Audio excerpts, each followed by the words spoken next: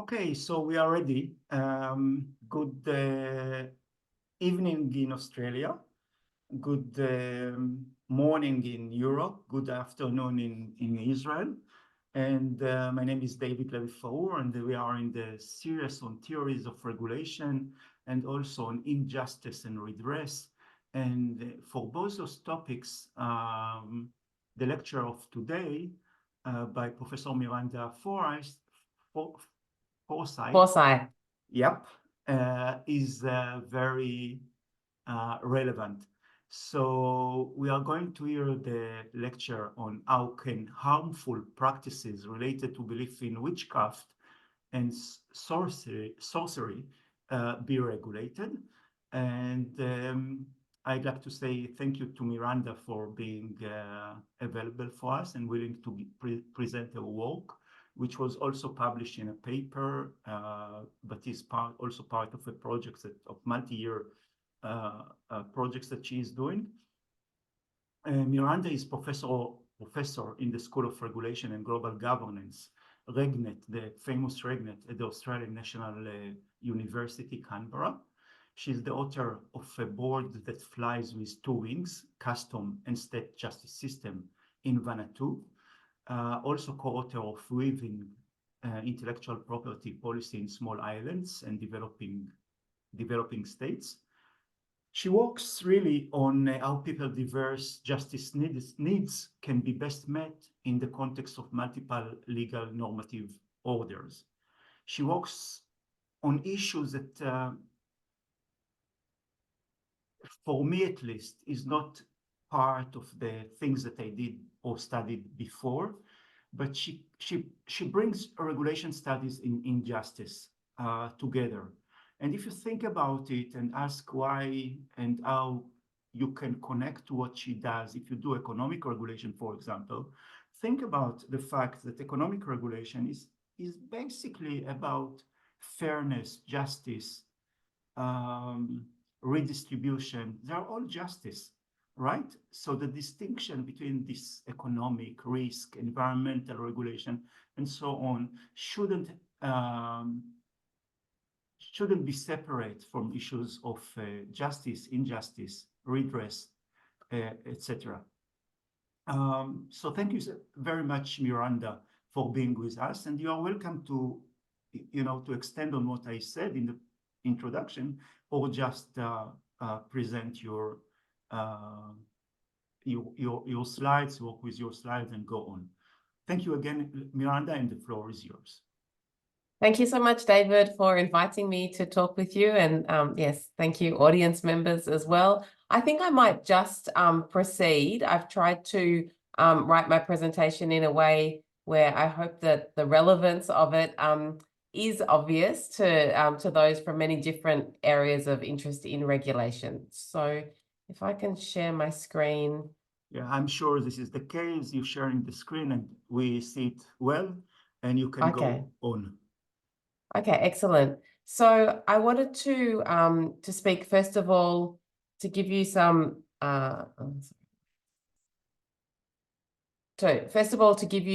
definitions. So I'm going to be talking about sorcery, magic, and witchcraft, using those terms really interchangeably to mean a belief in an ability of a person to cause harm via supernatural means. And so the focus of my work really is on harmful practices related to a belief in witchcraft and sorcery. So while I acknowledge that for many different people, there are positive beliefs in witchcraft generally. So neo-pagans and Wiccans focus on white or good magic, and traditional healers use magic to cure illness. And magic plays an important role in many cultures. I'm actually focused on the harmful practices that come from these beliefs. So I wanted, first of all, to also provide you with an overview of what I wanted to talk about. So first of all, I'm going to situate myself and my work about the geographical area that I work in, and then really talk about the prevalence of the belief in witchcraft across the world, and address the issues of why should we seek to regulate in this area, and how do you regulate in this area? I want to introduce to you a few theoretical concepts that I've been developing in my work, including the concept of worldview pluralism, and try to talk about what are some of the regulatory responses that we see emerging around the globe today. So where do I work and how do I work? For the last over a decade, I've been primarily working in Papua New Guinea, which is a country located to the north of Australia in the Pacific Islands region. And it's a country of between 9 and 15 million people. We're not exactly sure of the exact population. There hasn't been a census done for quite some time. And I try to work very much with local researchers and local research institutions. It's very difficult to get data of any sort in Papua New Guinea. And so I have to work using multiple different methods. I have a long-term research agenda that is really based on relationships that I've developed over the years. And I try to develop and draw from different sources of data, including, the usual scholarly and grey literature, but also newspapers, court judgments, semi-structured interviews, surveys, focus groups, observations, and action research. So here's a photo of a workshop that I did up in Jiwaka, which is in the highlands of Papua New Guinea in 2019, with a lot of local communities who were developing actually their own bylaws to seek to address the problem of what we call in Papua New Guinea sorcery accusation-related violence. So what do we know about the prevalence in witchcraft beliefs across the globe? Well, there was recently a study that was published by a cultural economist, Boris Gershman, in 2022, and he was able to analyze a global data set that was based on a massive wide-ranging survey conducted in 95 countries involving about 140,000 respondents. And one of the questions that the survey had asked people was whether or not they believed in the evil eye, or that certain people could cast curses or spells that cause something bad to happen to someone. And a mean of 43% of respondents replied yes to that question. And as you can see, a lot of areas of the world weren't even incorporated in that survey. But other surveys have confirmed such results. So for example, there was a poll that was done by sociologists in France in 1986 that found that 18% of respondents expressed belief in the possibility of harmful magic or witchcraft. And when they repeated that survey in 2002, it had actually increased to 21%. But the consequences of the belief vary, and the victims of harmful practices also varies across the globe. So what we find is that harm really manifests in different forms against different classes of victims depending upon the context.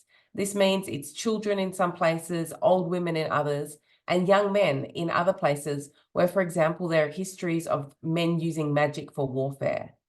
Often these beliefs attach to underlying fears and cultural beliefs, for example, misogyny or stigma around people living with albinism. And this is what makes them so insidious and so hard to to shake free from. One scholar called them a generalized nightmare. And we also find that the narratives that are associated with witchcraft evolve and adapt over time. They're kind of like a virus that mutates. So while often people think about these things as being, primitive and traditional, in fact, they're highly modern and they feed into current concerns. So for example, in Papua New Guinea, people won't generally answer a mobile phone if they don't know the number because they think that it might be a sorcerer. So why should we regulate in this area? I've got three main reasons to do so.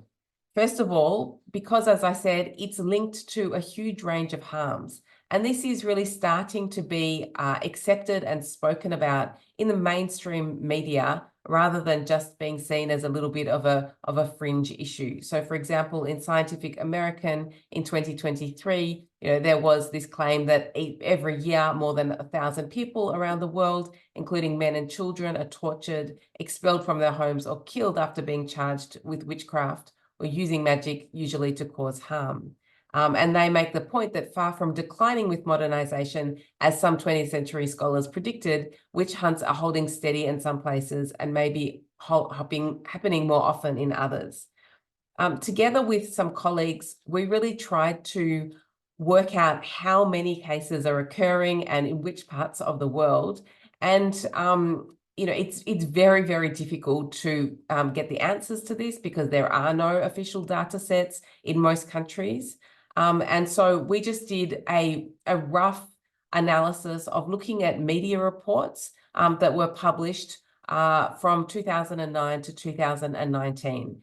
And what we found that there were credible reports of over 20,000 victims of what is called harmful practices related to accusations of witchcraft and ritual attacks over that period of time across 60 different countries. And that included 5,250 unlawful or wrongful killings, 60 disappearances in unsuspicious circumstances, 14,700 attempted killings and physical attacks, and 420 incidents of trafficking, and 90 grave robberies.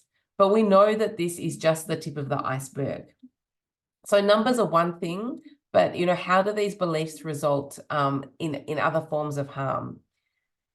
So we know that for example, in Africa, they're linked to other issues such as albinism and dementia. People often who have dementia exhibit symptoms that are seen as being associated with witchcraft. So they'll wander at night, they'll take off their clothes and so forth. And then this will lead to people treating them in very inhumane ways. In India, it's mostly older women who are accused.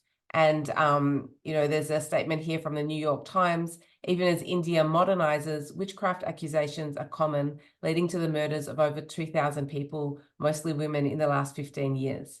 And I want to just call out to a colleague of mine here in India, Dr. Dinesh Mishra, who is he's a scientist, and he goes around tirelessly campaigning about the problem of superstitions and witchcraft. And it seems like almost every week he's published a new article in some other part of India, drawing attention to the importance of critical thinking. Moreover, it's not just in the global south. So in 2001, the beheaded torso of a young boy was dredged out of the Thames right in the heart of London. And the post-mortem showed that he'd been poisoned, his throat slit to drain the blood from his body, and his head and limbs expertly removed. Then this prompted the Metropolitan Police to realize that there were something special going on here, and that they then put together a special team called Project Violet in order to understand these kind of cases that focus on abuse, mostly of children, caused by a belief in witchcraft, spirit, or demonic possession. So they started this in 2001. And I think that the UK is a really important example of what happens when you actually do start to count these cases. Because in 2012, the UK Department of Education developed a national action plan to tackle the problem. And they've started to systematically track the cases since then. And we find that that number actually grows year after year. So as you can see, in 2023, there were 2,140 cases that were all associated with abuse linked to faith or belief. And the way in which that is defined is in terms of belief in witchcraft or black magic and so forth.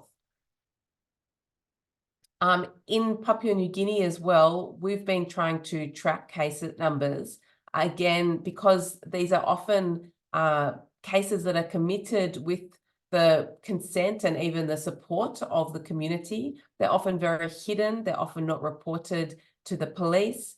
And so it's very difficult to get data. But we've managed to track reports of cases in the newspapers. And so over the last 26 years, we've found reports of 694 victims being reported as killed, 441 wounded, and 604 harmed in other ways. So as you can see, this is a really systemic and ongoing problem. And those numbers, all of those numbers that I've just mentioned, are certainly just the tip of the iceberg. The second reason I think to regulate in this area is because there is a real reason to believe that the harms arising from these beliefs are likely to increase in numbers, levels of severity, and geographic coverage in the short to medium term. So historical and anthropological scholarship shows that accusations of witchcraft, scapegoating, and outcasting are correlated with periods of uncertainty, doubt, anxiety, and fear, which are all characteristics of our current global trajectory. One major vector of spread appears to be Pentecostal Christianity, which has a strong emphasis on demonic power and the requirement for believers to actively fight against such powers. And so you can see there reported in the newspaper that, by 2032, the number of practicing Pentecostals is predicted to rise to 1 billion by 2050. And most recently, there were these posters that were put all around in Nigeria, where a self-proclaimed Liberty Gospel Church preacher is trying to really foment this belief in witchcraft and to encourage hatred against people who are accused of witchcraft.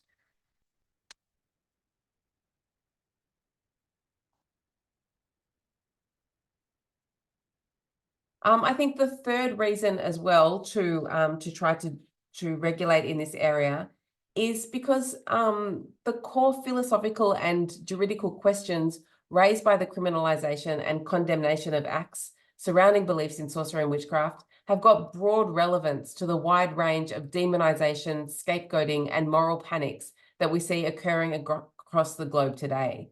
And they all raise the question about how such moral panics escalate and what we can do to de-escalate them.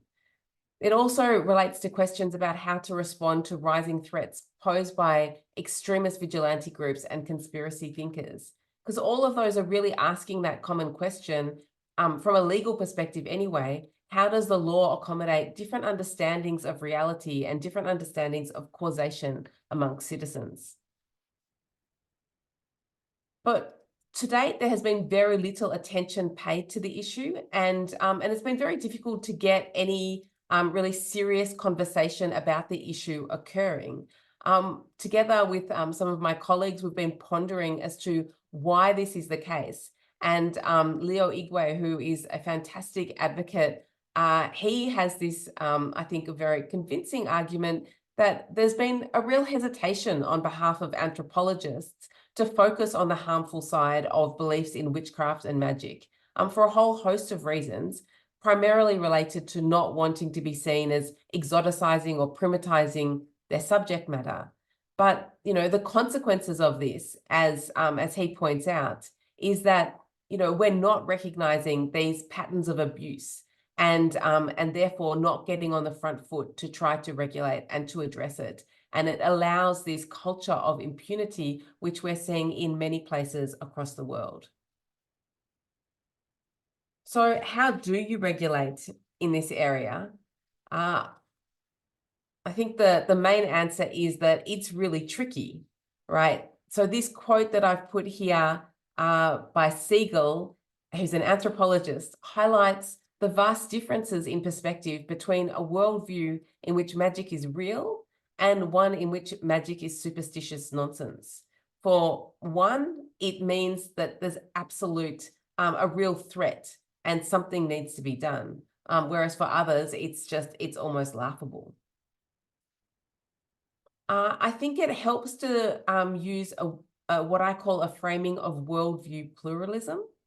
So when we talk about worldviews generally, we tend to just use worldview in the singular, by which I mean the basic cognitive orientation of an individual or society, the framework of ideas and beliefs through which the actor perceives, interprets, and interacts with the world.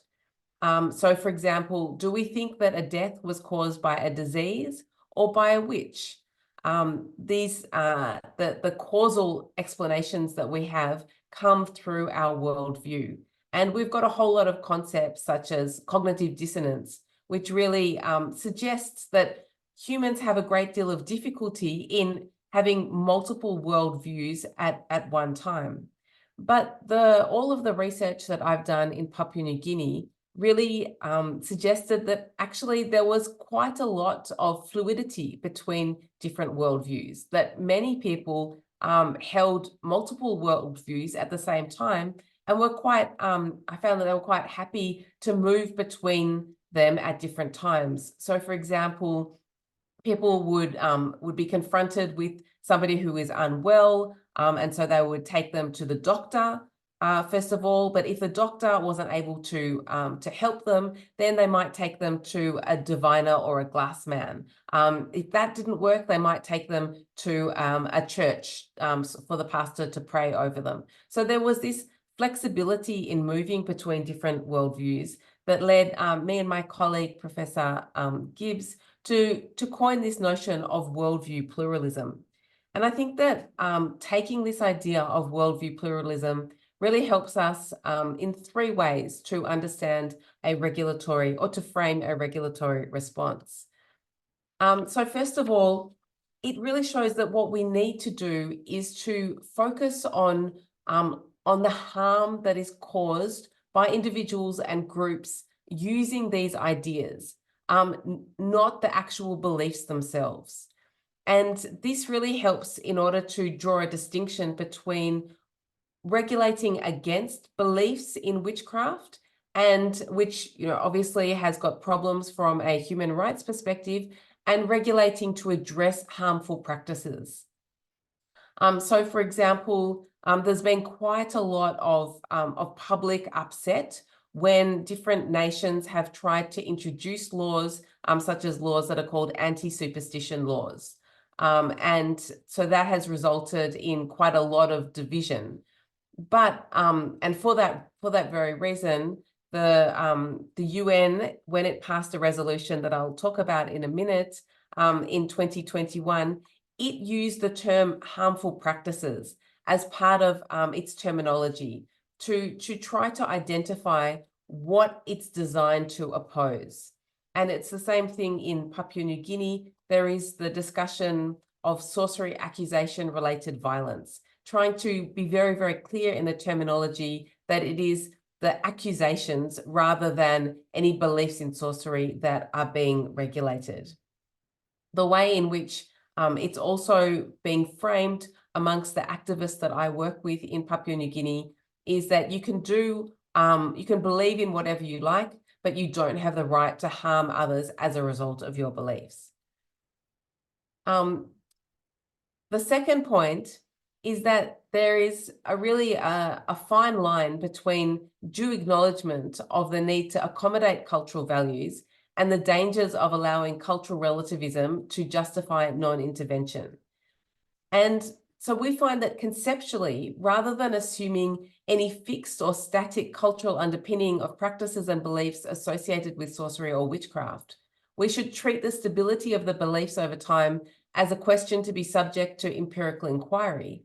And when we do that, we find that, in fact, these beliefs change all of the time. They evolve, and people hold on to them more or less strongly at different times and also in different circumstances.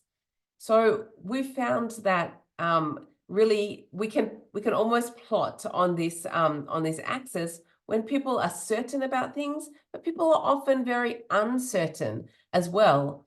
And so we can use the law, for example, as a tool not to replace one worldview with another, but rather to move from certainty to uncertainty, as to encourage people to think about, a course of action that that might be associated with a worldview in which sorcery isn't real, and make that a more attractive option to pursue.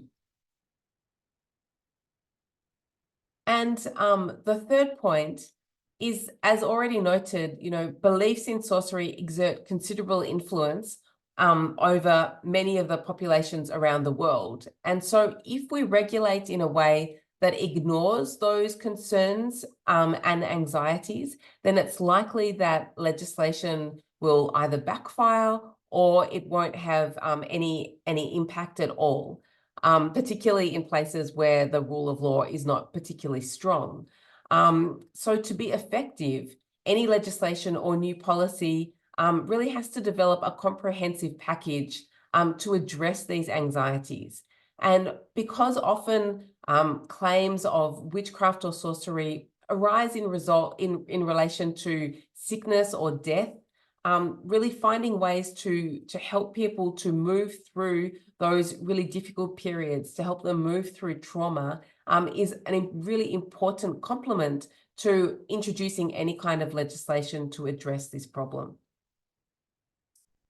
So what regulatory responses are developing around the world?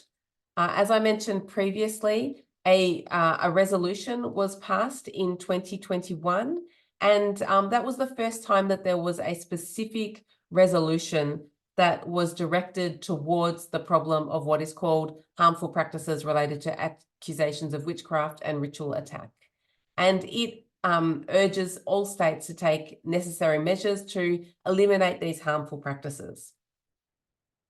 Then in 2022, there was an expert report that was produced that provides a whole lot more recommendations as to how to, both for nation states and for civil society to address the issue. This has also been followed by regional responses. So, for example, in 2022 as well, the national government's, the Pan-African Parliament guidelines were released, and these guidelines are directed at assisting national governments in Africa to better prevent harmful practices, as well as providing guidance to civil society, the African Union, traditional and religious leaders, and the international community. So they include recommendations such as, the fact that enactment of a legislation alone is insufficient. There needs to be systematic awareness raising, capacity building initiatives for local authorities, and so forth. So I'm part of an international network that's been established to try to share learnings across the different countries and different organizations that are working in this area. Often these different NGOs are working in very extreme, difficult situations. They're not well funded. It might just be a couple of individuals who have come together, who have thought we've got to do something because they're faced with the harm that comes from accusations. And so the intention of this network is to try to provide support and also to share stories and to share learnings as well. And so this was established in 2022 as well. At a national level, there's been quite a lot of legislation that has been enacted over the past couple of years. A lot, particularly in India, and there is a bit of a groundswell that's developing in India towards having some national legislation enacted. But at the moment, it's just happening at a subnational level with different provinces doing different things. In parts of Africa as well, there's been quite a lot of activity, but often we'll find that bills are put out into the public domain, and then they will endlessly be debated, and then there's pushback, and then things don't actually end up developing. So enactment is one thing, but implementation is another. And so, one big question is whether or not the laws are actually having an impact. My answer to that, which has actually changed over time, is that they are having an impact in some ways. But we've got very few documented studies in this area. And so this is a clear area where a lot more research is needed. I've got a photo here showing the police going in Papua New Guinea and doing awareness about sorcery accusation related violence and the repeal of the old colonial laws and the introduction of new laws that are really trying to target this practice. And I had a colleague of mine who shared with us the fact that in 2008 in Akwa Ibom state in Nigeria, the government passed the Child Rights Act and made it illegal to brand children as witches. He said, this didn't stop the practice overnight. Indeed, it's still ongoing, but the rates of abuse are less now than there were, and there have been a number of convictions for the murder of children. Judges and magistrates have been trained, and they're working with the government to plan training for the police. So there is some momentum that is happening. In research that I've done as well, where I've tried to understand what is it that stops an accusation from developing into violence. And one of the strong narratives that seems to be effective is that it is against the law. That was a finding that quite surprised me, but it's also encouraging. I've been trying to understand how many cases of violence are actually of what is called sorcery accusation related violence are prosecuted in Papua New Guinea. And we found that, overall, between 1974 and 2022, there'd been 118 criminal cases prosecuted and 354 individuals convicted, with a significant flux over time. But you can see that the numbers are improving. But it's not everybody who's necessarily benefiting from these laws. So in Papua New Guinea, it's both men and women who are victims of sorcery accusation related violence. And you can see that from this chart here, where the blue are the men and the orange are the women. And it varies very much depending upon the province. But we found that even though about nationally 50% of men and 50% of women are accused, 85% of the cases before the courts between 1974 and 2023 involved male victims of SARV. So it really suggests that women are just not being able to get the justice that they deserve as well. In terms of trying to understand how to explain how these laws are operating, how these laws are having an impact, I want to draw upon an idea that I've been developing of, the many different powers of law. And so we know that law has got obviously instrumental power, which is the written articulation by the state of those rules that require people to conform. But there's also a whole lot of other powers that the law has. And I think that particularly in the area of sorcery accusation-related violence or witchcraft, witch hunts, the narrative power is particularly impactful. And that's the manner in which the law is incorporated into narratives and how it's then used by communities and individuals in various different ways. So, for example, in Papua New Guinea, there's recently been some new legislation that was enacted called the Glassman Law, which is trying to target people who are acting as diviners or spiritual entrepreneurs, prayer warriors sometimes as well they're called, because those are some of the people who are really spreading these practices and beliefs, and who are identifying individuals and causing a lot of problems. And because this was called the Glassman Law and has been spoken about quite actively in the news and on the radio, and people are able to relate to it, then it's having a lot more impact than the previous laws that were introduced to try to make other parts of sorcery accusation-related violence criminal offences. So I wanted to conclude really by just throwing out a few other theoretical ideas that I've developed about these kind of interventions into moral panics like witch hunts. So the first one is what I call inside-outside network change.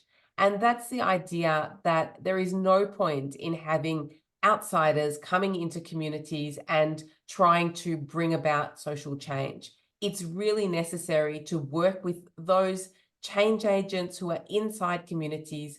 Often we find those change agents are people who have been accused themselves, or maybe they've had a relative who's been accused, but it's a very lonely and very dangerous work. So that's where the outsiders and the networking comes in. It's really necessary to network those insiders with different circles of outside support to provide access to just moral support as well as resources and ideally funding as well. We've also introduced this idea of doubt-based advocacy, and that draws upon the idea of worldview pluralism. That, again, you don't go and do advocacy to try to convince people to change their point of view. Instead, you work with their doubt and uncertainty and try to encourage people down the path of thinking about what alternative explanations are available and what could be more attractive about following one of those explanations for what's gone on, for example, rather than a sorcery explanation.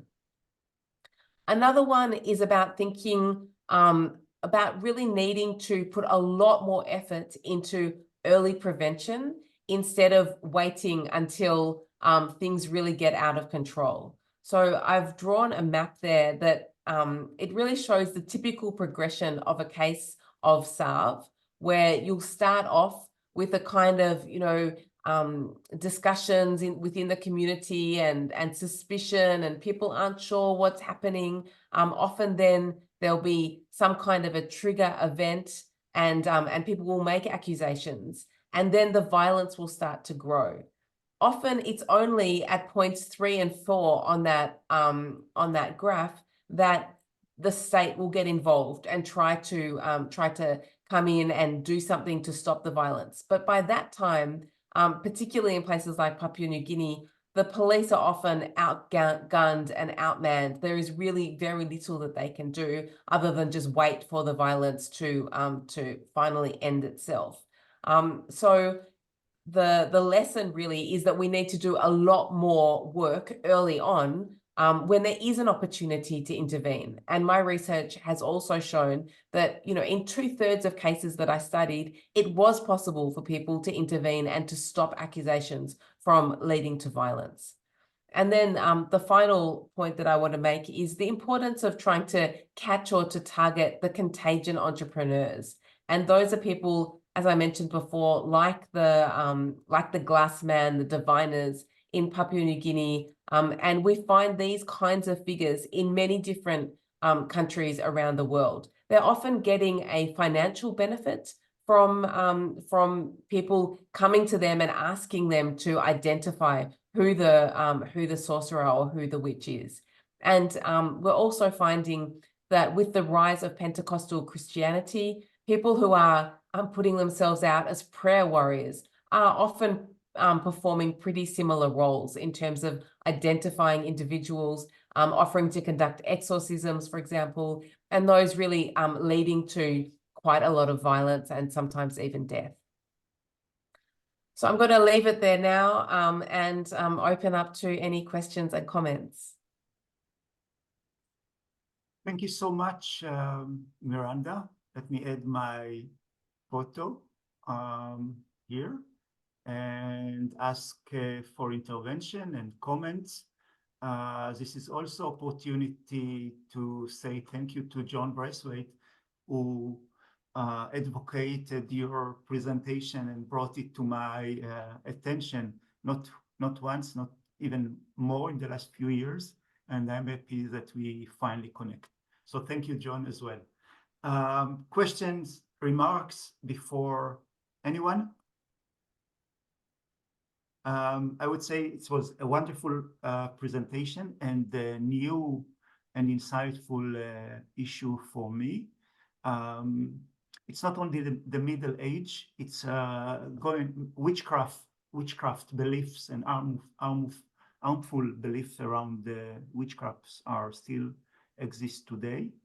And I think maybe my first question to you, if others are not coming into the discussion, is say, what are the instruments, the regulatory instruments of the different laws that are now being forced or enacted all over the world? So how do we do that, right? We have anti-witchcraft laws, but what are the instruments and how they change with different function of the laws? I think what those 5 functions of the laws that you showed are very, very important, by the way. But please, I'll allow you to answer. So the laws, I suppose the reforms recently have been to make it clear that belief in witchcraft or sorcery is not a defense, because in some countries, and still today, that is a defense. And also then to introduce specific provisions that make it a crime to accuse somebody, specific provisions that outlaw people identifying as well, and acting as a what's called a glass man or a diviner. Those are the general provisions that that we find in many countries across the world, and but then there's a whole other range too. So in parts of India, for example, there are laws that are seeking to stop people being socially outcasted, for example, and they're very targeted to the particular cultural practices that exist in different locales of India. In terms though of how do we make those laws actually work? I've also, another concept that I have come up with is this idea of activation of laws, that it's not enough to just to implement laws, but we actually need to activate them in various different ways. And if we think about activation as being something that has to happen differently according to the different powers of laws. So if we activate the instrumental power of law, then we are just that's basically normally implementing it, getting the police trained, getting the public solicitors trained, and so forth. But activating the narrative power of law really means putting it out there, talking to people. And in oral cultures, such as Papua New Guinea, it's about trying to find ways to get people to talk about it amongst themselves, to work with civil society organizations, and to get the message out in that sort of, just from mouth to mouth, passing that along and getting people excited about the possibility of change as well. Does that answer your question? Absolutely, absolutely. It's taking us forward. And the next question I have is, aren't you opening up with this particular case a more general sphere of regulation, which really does deal with all kinds of harmful beliefs, say conspiracy theories, anti-vaccine theories,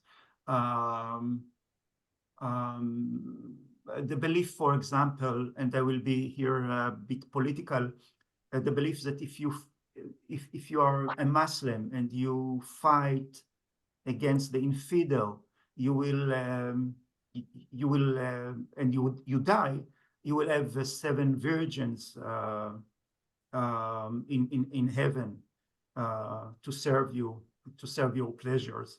So it's a huge issues, the regulation of culture or cultural belief that might be harmful. And how can we really open up the sphere from your case to a more general sphere of regulation and governance? Yeah, 100%. Well, and that is where I think that idea of worldview pluralism can come in helpful, because it recognizes that worldviews do change over time, and that they're often held onto more or less strongly by different members of a community. And so rather than seeking to regulate in a way that that suppresses beliefs, instead it's about trying to find ways where we can increase the doubt, increase the questioning, increase the sort of the complexity, the kinds of gray areas that then will seek to persuade people not to act in ways that are going to lead to irreversible consequences.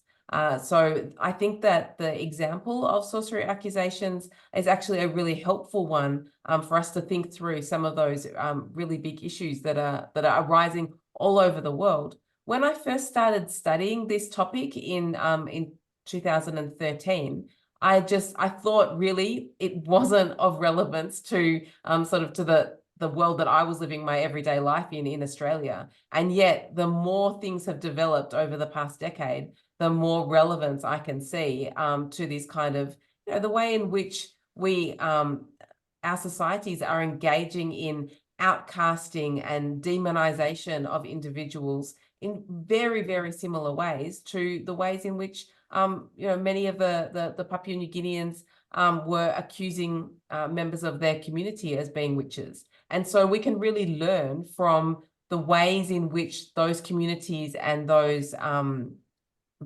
national governments have had to think through how to respond to apply, I think, in the global north. And that is very much, as I said at the start of the talk, to say, you know, you can believe what you want, but when you start to harm others, that's when the line is drawn and you can't do that anymore. I see what you say. And I have a question, kind of, don't you, with the title pluralism, don't you go too much in the direction of being tolerant towards these issues or beliefs? Well, I agree that we have to walk out on the harmful consequences of those beliefs. But the word pluralism doesn't take us to the regulatory techniques that deal with these harmful issues. So in a way, it's, you know, it's against the colonialist guilt, which really is not aggressive enough in fighting those harmful consequences. It's rather relative atheism or pluralism that is still, and I can see how you fight those issues, right? It's just about how to frame the approach, which maybe pluralism is not the right way to go. Yeah, you know, the colonial governments tried very hard to suppress those beliefs through legislation, and it did nothing. So I'm not convinced that you can actually just legislate and people are going to change how they believe.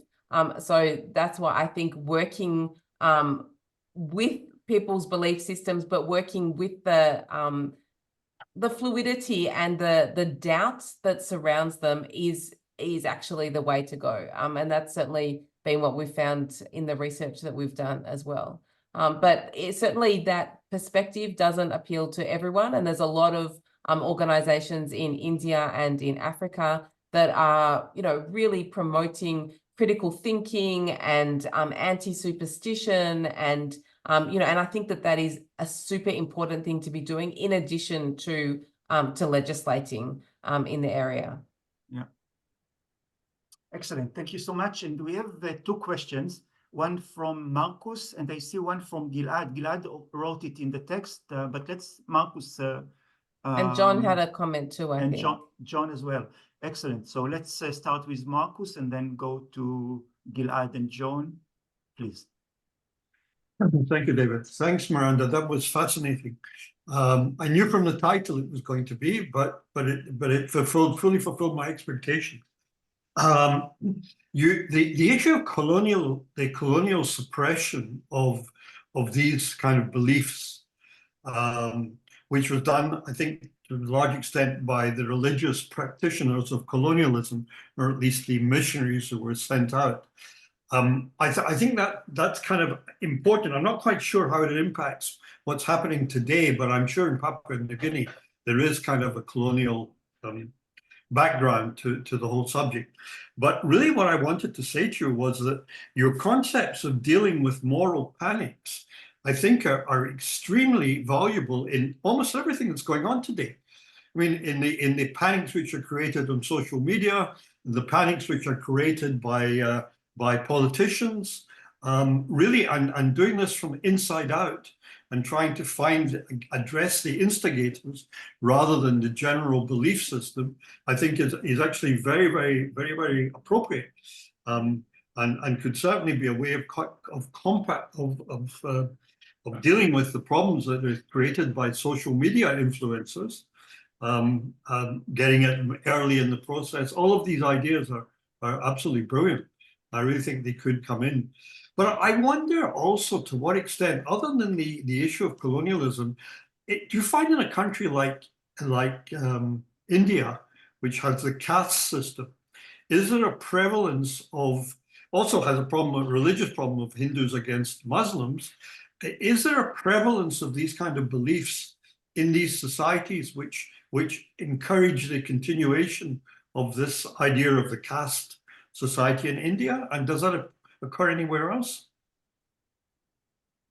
So I have colleagues who have been studying this in India. I can't tell you precisely in relation to the caste system, but certainly what we find is that the narratives pick up in very particular ways whatever is the sort of the oppressed part of that society, but whatever the prejudices are of a society, then a belief in witchcraft will come and encompass that. And so, for example, because of the misogyny that exists in many parts of India, then it's women who are primarily accused there.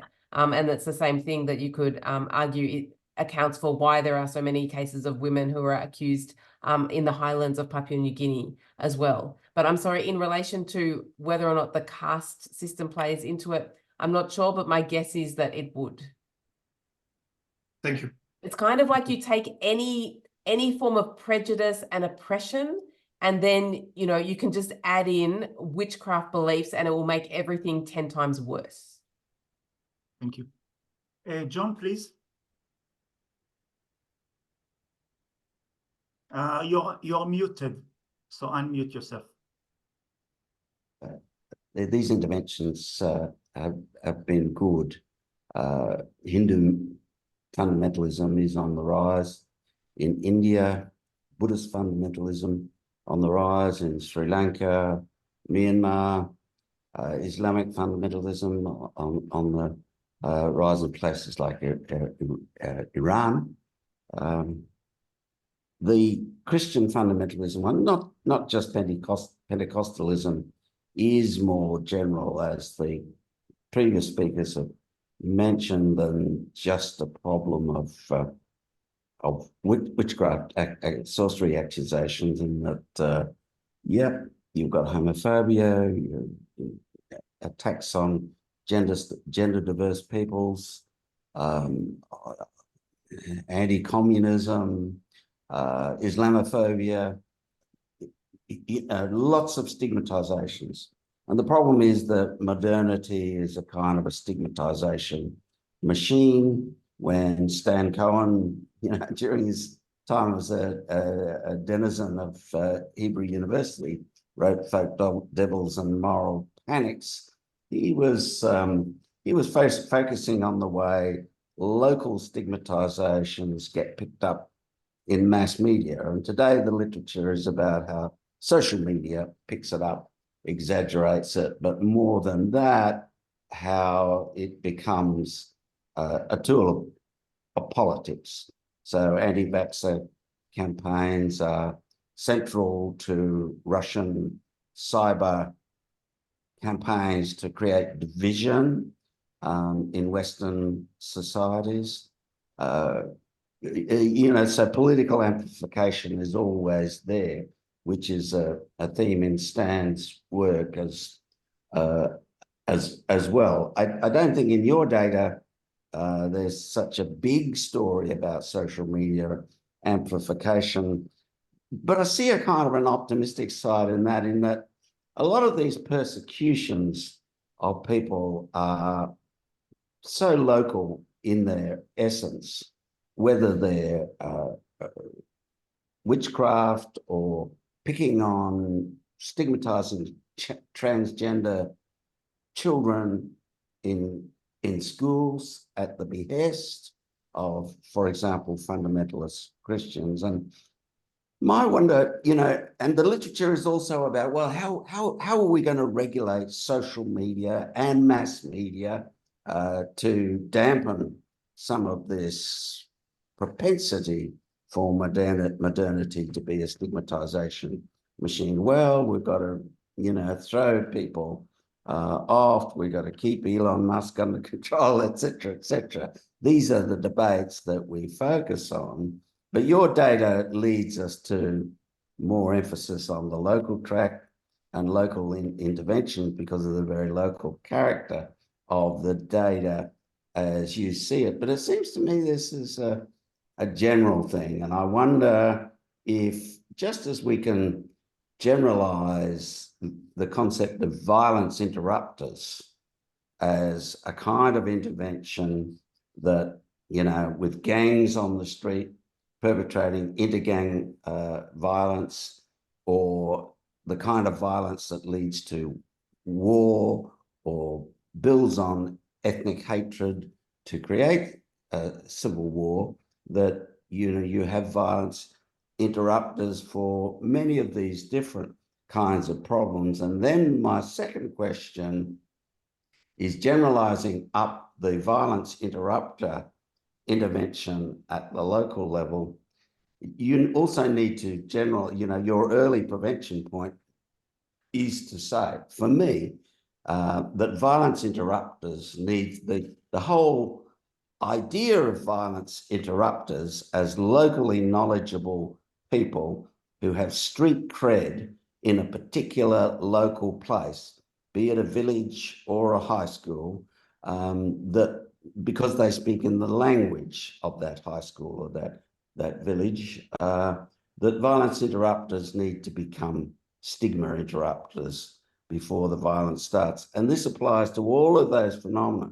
So if we're in conversation at a societal level with fundamentalist Christians for stoking the fires of this of the stigmatization machine, you know, part of the discussion is, remember John, our mutual friend, Chief John Tompot in Bougainville, who in his restorative justice training uses the story of Jesus in the Holy Land, the story of the stoning of the fallen woman, who I always read in Sunday school as a sex worker, who was being stoned to death, I guess in Jerusalem, but you know, it's somewhere in the parts where most of you are at the moment. And Jesus says,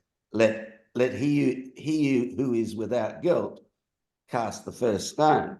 So that in that local conversation with Christian fundamentalists, the point is being made by John Tompot in Bougainville that Jesus was a violence interrupter. Yeah, sorry, such a long pitch, but there is a question about strategy. Thank you so much, John. I welcome your comments, and also was happy to hear that you mentioned Steve Cohen. We have a lecture on his book, The States of Denial, soon in the series by Yoav Mechozai. This will be in Hebrew, but he's writing biography, intellectual biography of Stanley Cohen, and so you know. And I also, before I give the last the right to respond to Miranda and to finalize, I would also mention the question by Gilad Padva, who says, what about the politicization of this say, in our case, the Israeli case, religious beliefs, mobilizing those beliefs towards electoral gains, like using the rabbis, holy water, and so on. Yeah, but I think this comes also in the questions and comments of John, and I will give you the opportunity to respond. Okay, well, thank you, John. I think that you're correct to put all of those different forms of intervention that I was discussing sort of together, because I think that they do all naturally flow on from each other. And certainly when I've tried to understand what is it that stops accusations becoming violent, then it's really clear that local coalitions that involve local human rights defenders, who are often these very strong women who often network together and who then work with local police officers, who work with local village court magistrates. You know, they do an enormous amount of work to both stop accusations from getting out of control, but also to try to raise awareness and to prevent those accusations from arising in the first place. And so I do think that working with locals who are likely to be as well in positions where they can disrupt the development of a narrative is very important. And so, for example, we found in Papua New Guinea that health workers are actually a group of people who have got the potential to interrupt those narratives that it's sorcery that has caused death or sickness, for example. And if they can spot the fact that this is likely to be a narrative that will develop, and they can very quickly, before the rumors get started, get the family on side, for example, so that the family says, you know what, we're going to stand up strong, and we're not going to engage in discussions and speculations as to whether or not this was sorcery, then they can really stop those rumors from developing. And so applying that idea to those other moral panics that we're seeing today, then I would say we need to find those particular communities of individuals, communities who can be, as you say, violence interrupters, who are likely to be in positions where they can intervene, and we need to give them the skills and really the kind of messaging that can help them to intervene, because as some of the other questions raise, it can be really difficult when these belief systems are murky, when we're not sure whether or not we're going to be offending or stepping on people's toes or be accused of cultural supremacy. Then having very clear messages to be able to draw upon is particularly helpful. And I think that's also some of the lessons that we've learned, for example, from bystander interventions in the realm of sexual violence. So thank you for raising that as well, John. And the politicization of those issues, the commenting on Gilad questions in the text. So the politicization of certainly of Pentecostalism is something that I have seen happening in Papua New Guinea, but exactly how that fits into what's happening in Israel, I'm just not certain. I don't think I really have the competence to comment on that. But you indirectly you are very useful, I think, and Gilad also says thanks in the text, and this is the time to conclude and to thank you so much for excellent presentation, insightful.